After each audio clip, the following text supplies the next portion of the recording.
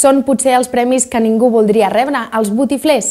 Els premis més crítics i sarcàstics de la ciutat de Sant Cugat ja s'han lliurat en un acte en què l'Assemblea de Joves de la ciutat ha organitzat el casal popular La Guitza.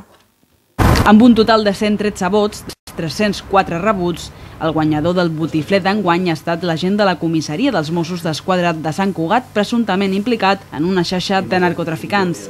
Des de l'Assemblea expliquen per què creuen que ha estat una nominació i un premi merescuts. Com ja ha salit dels mitjans, aquest agent va admetre haver-se emborratxat amb els narcotraficants, haver participat en una pallissa a una persona que els devia més.